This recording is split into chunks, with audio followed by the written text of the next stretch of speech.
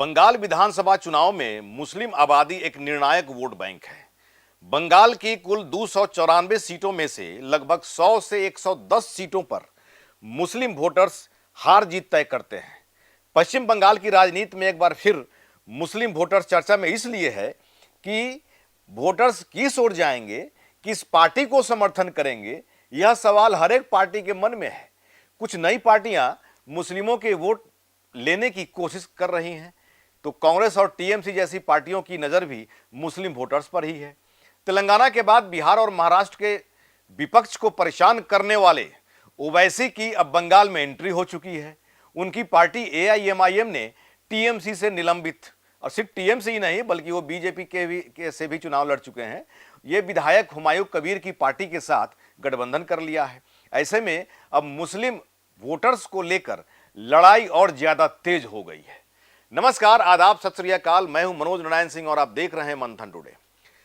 पश्चिम बंगाल की मुस्लिम आबादी में 90% बंगाली भाषी मुस्लिम हैं, जो मेनली ग्रामीण क्षेत्रों में रहते हैं, जबकि लगभग 10% उर्दू भाषी मुस्लिम हैं, जो कोलकाता, आसनसोल और इस्लामपुर जैसे शहरी क्षेत्रों में बसते हैं।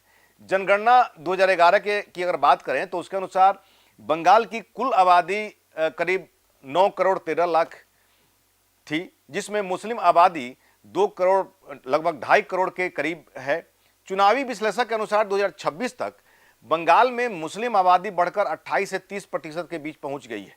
बंगाल की अब आबादी 10.5 करोड़ से ज्यादा है, जिसमें मुस्लिम पॉपुलेशन जनसंख्या लगभग 3 करोड़ से अधिक हो सकती है। जो भी मुस्लिम बहुल क्षेत्र है, जिला है, उसमें मुर्शिदाबाद जहां पर 66.3%, मालदा में 51.3%, उत्तर दिनाजपुर में लगभग 50%, बीरभूम में 37%, दक्षिण परगना 35.5%, नादिया 26.7% यहां पर मुस्लिम लोग हैं, आबादी है।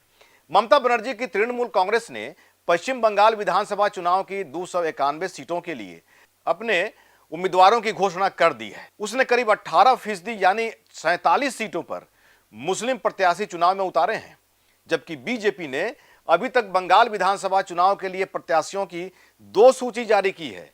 इसमें से एक भी मुस्लिम उम्मीदवार नहीं है। मुर्शिदाबाद के बेलडंगा में बाबरी मस्जिद की नींव रखने वाले पूर्व टीएमसी नेता हुमायूं कबीर ने 182 सीटों में से 100 से ज्यादा सीटों पर मुस्लिम उम्मीदवार देने का ऐलान किया। हुमायूं कबीर ने ओवैसी की ऑल इंडिया मजलिस इत्तेहादुल मुसलमीन से गठबंधन भी किया है और उसे 8 सीटें दी हैं। बीजेपी ने कुल 255 उम्मीदवारों के नामों की घोषणा की है। 16 मार्च को पहली सूची में शुभेंदु अधिकारी समेत 144 प्रत्याशियों की घोषणा हुई थी, जबकि 19 मार्च को दूसरी सूची में रूपा गांगुली, निशीथ प्रमाणिक और रेखा पात्रा जैसे नाम हैं। अब 39 सीटों पर प्रत्याशी तय होना बाकी है। पश्चिम बंगाल चुनाव में मुस्लिम आबादी एक निर्णायक वोट बैंक है। बंगाल की कुल 294 सीटों में से लगभग 100 से 110 सीटों पर मुस्लिम वोटर्स जीत हार तय करते हैं। पिछले 3 बार से टीएमसी बंगाल में धमाकेदार जीत दर्ज कर चुकी है और मुस्लिम वोटरों का करीब एक तरफा झुकाव टीएमसी की ओर रहा है। यही वजह है कि लेफ्ट और कांग्रेस और इंडियन सेक्युलर फ्रंट जैसे दलों को चुनाव में एक भी सीट हासिल नहीं हो सकी। ममता बनर्जी की पार्टी ने 2012 में कांग्रेस से गठबंधन के दौरान 38 मुस्लिम प्रत्याशी दिए थे, जबकि 2017 में उसने 57 टिकट दिए, जो संख्या 2022 में घटकर 42 पर आ गई। इस बार पार्टी ने 47 मुस्लिम उम्मीदवार उतारे। तृणमूल ने इस बार कई मुस्लिम बाहुल सीटों पर भी हिंदू उम्मीदवार उतार दिए हैं। 2011 के विधानसभा चुनाव में मुस्लिम बहुल सीटों पर कांग्रेस और लेफ्ट का दबदबा रहा था। इन जिलों में 2011 में कांग्रेस ने 27 और लेफ्ट ने 19 सीटें जीती थी। वहीं टीएमसी को 36 सीटों पर जीत मिली थी। हालांकि इनमें से 26 सीटें सिर्फ साउथ 24 परगना जिले से थी और मुर्शिदाबाद में तो टीएमसी का खाता भी नहीं खुल पाई थी। 2016 के विधानसभा चुनाव में टीएमसी को मुस्लिमों का साथ मिला और इन जिलों में 85 में 46 सीटों पर पार्टी को जीत मिली थी। इसके साथ ही कांग्रेस को 27 सीटें मिली थी, लेकिन लेफ्ट को 11 सीटें मात्र मिल पाई। बीजेपी का अब तक इन जिलों में खाता तक नहीं खुला था। 2021 के विधानसभा चुनाव में इन जिलों में टीएमसी ने एक तरफा जीत दर्ज की थी। इन जिलों की 85 में से 75 सीटों पर टीएमसी ने जीत दर्ज की। कांग्रेस का खाता भी नहीं खुला और लेफ्ट को 85 में से सिर्फ एक सीट पर जीत मिली। वही पहली बार इन जिलों में बीजेपी का खाता खुला और 85 में से 9 सीटों पर बीजेपी को जीत मिली थी। अब 2026 में इन जिलों की जंग इसलिए भी अहम हो गई है क्योंकि हुमायूं कबीर ने ओवैसी की एआईएमआईएम से गठबंधन कर लिया है।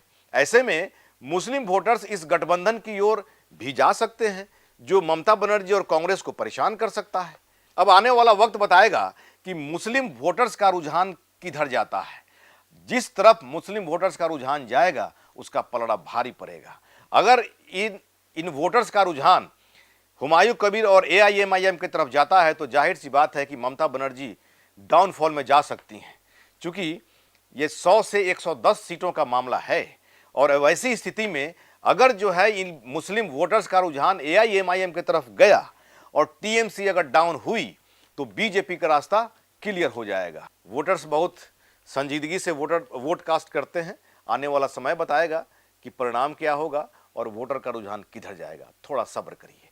ऐसे ही खबर देखने के लिए देखते रहिए मंथन टुडे। हमारे चैनल को लाइक करिए, सब्सक्राइब करिए और अधिक से अधिक लोगों तक शेयर करिए। बहुत बहुत शुक्रिया।